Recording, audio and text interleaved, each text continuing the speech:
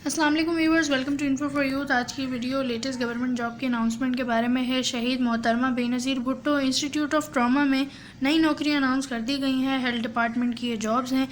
SMBIT की jobs हैं 2025 की। आखिरी तारीख अप्लाई करने की है 1 मार्च। तो आप लोगों के पास 8 दिन का टाइम है अप्लाई करने के लिए। वीडियो को पूरा देखें। 8 दिन के अंदर अंदर आप लोगों ने अप्लाई करना होगा। लेटेस्ट वैकेंसीज़ हैं।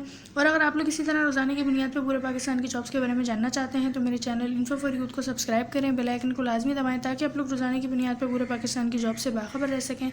इसके अलावा आप लोग मेरे इंस्टाग्राम और टिकटॉक अकाउंट को भी फॉलो कर सकते हैं। दोनों का लिंक आपको डिस्क्रिप्शन में मिल जाएगा।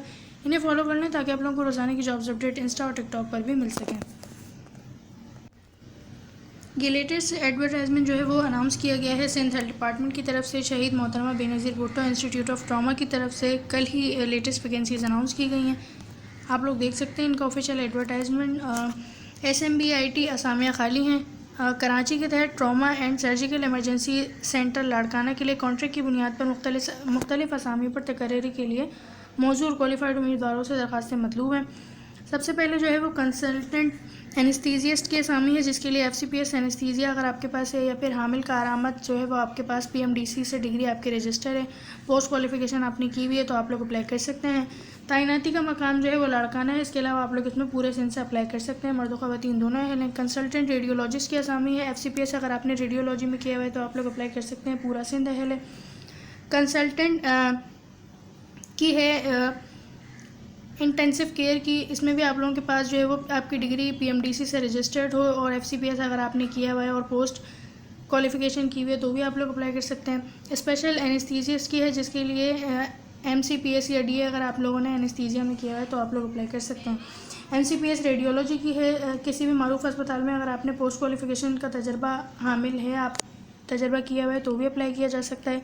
रेडिएंट मेडिकल ऑफिसर की है, जिसके लिए FCPS होना चाहिए या MCPS होना चाहिए और आपकी डिग्री जो है वो PMDC से रजिस्टर्ड हो। 40 साल आपकी एज हो। मर्द व ख़वातीन दोनों हैं। पूरे सिंध से अप्लाई कर सकते हैं।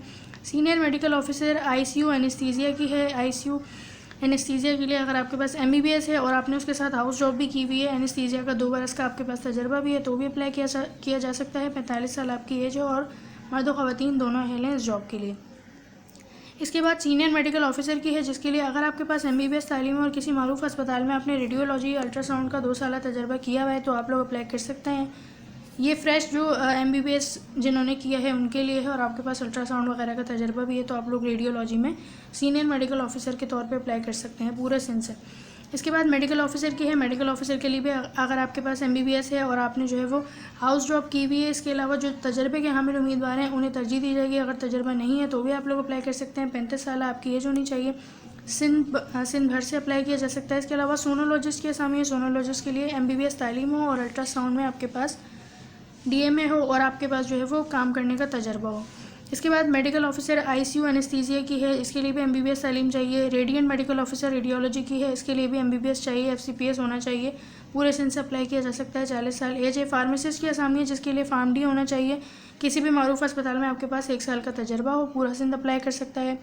इसके बाद है रेस्पायरेटरी थेरेपिस्ट की, जिसके लिए आपके पास रेस्पायरेटरी थेरेपी का में बैचलर्स होना चाहिए। स्टाफ नर्स की असामी है, जिसके लिए आपके पास नर्सिंग का डिप्लोमा हो तो आप लोग अप्लाई कर सकते हैं। 35 साल एज है। पूरा जो है वो सिंध है।